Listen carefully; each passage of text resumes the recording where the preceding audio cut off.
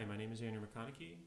I'm the author of hexcap, and this tutorial video is going to go over generators and masks, specifically generators. Generators are a way to generate lots of packets from one packet using something similar like a for loop that many people are familiar with. So what I have here is, this is the machine that's going to be running hexcap, and this is just an intermediary machine running TCP dump. And there's also a switch involved, and they're all basically just connected via a hub, so everything is just flooded to everything else. So the switch is running spanning tree, and he should be sending spanning tree BPDUs, and here we go. We get one a second. Here's the switch sending spanning tree BPDUs. Okay, so I'm going to turn that off. Go up here to our hexcap device. Run hexcap. We got our default boring IPv6 packet. I'm going to go capture some of these spanning tree BPDUs. Let's just do this. So I do Rx filter. I want 5 packets, and I'm giving it a filter of spanning tree, STP. Wait 5 seconds to get those packets.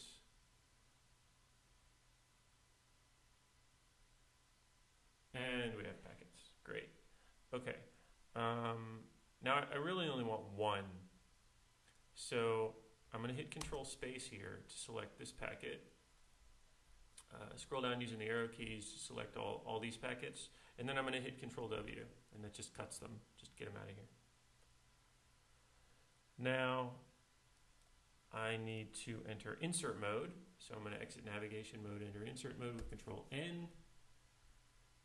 And now what I want to do is A3 is, this number here, A3 is kind of a bit hard to increment from, so I'm just going to change that to 0, 0, and go over to the root, and let's change that to 0, 1, just to get a different root, so that we can mess with this switch a little bit and make him think he has a new root. And I'm also going to change this to 0, 0. Great. Now I'm going to move back over to Ethernet source, and now that I'm in this field, the Ethernet 802.3 source address field, I'm going to hit Control X, and I'm going to type generator, count. How many packets do we want? Well, let's get 10. What do we want the step to be? Well, let's do 2. You'd probably most likely use 1 most of the time, but we'll just be complicated and use 2. Okay. Now you can see here, the timestamp has gone away for the packet. It's no longer really a packet. It's now a generator. It also has this new layer called G, which is just for generator, and it gets a star in the middle. So it's a generator packet. It's no longer really a packet. It's a series of packets. And so that's why we also remove the timestamp. You can also see down here in the footer that a generator has been created, and if I move over to another field, the footer updates, it no longer shows that. So there's a default mask of all zeros applied when you create a generator.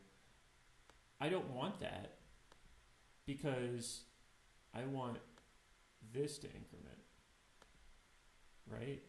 That. So what I'm going to have to do then is hit Control X again, type mask, and give it a mask, which is going to be FF, 0, 0, F. And I don't have to enter another F here,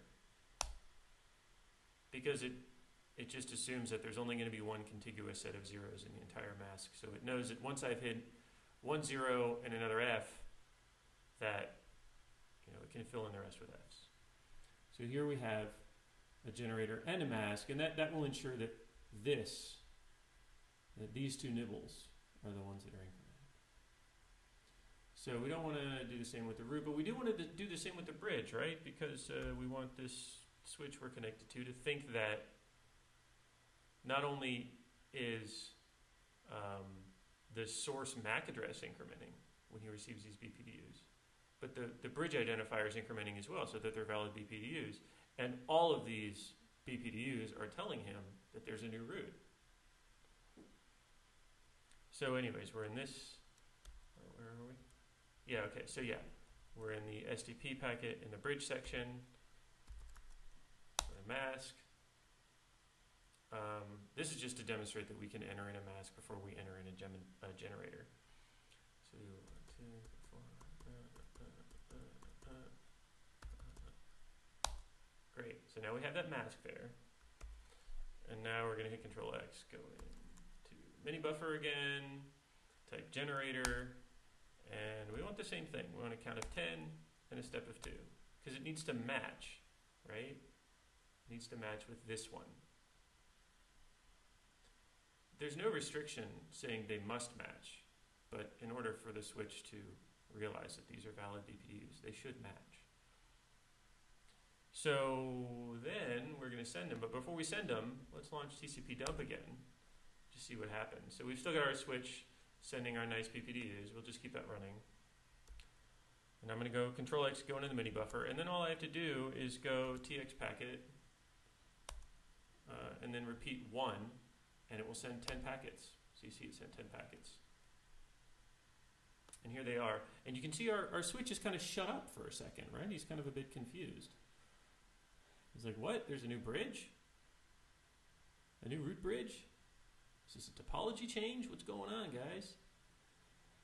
Also, you can see that we've incremented here.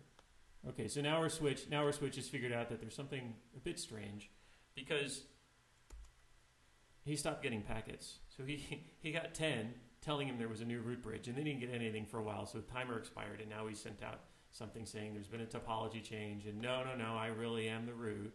You can ignore that other guy.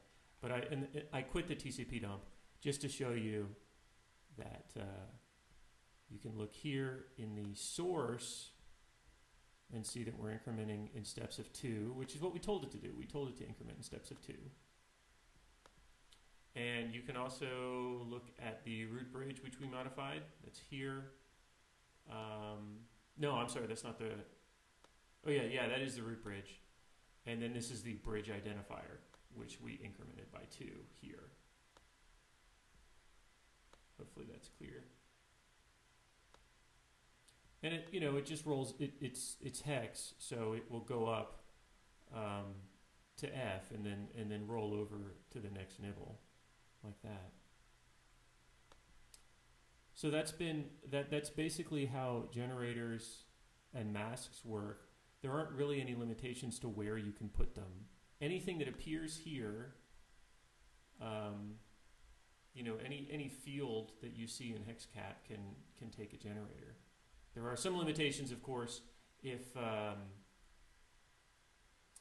for instance, maybe this field here doesn't actually it doesn't go up to full FF, and that that's not allowed, for instance, like if it isn't actually 2 full nibbles.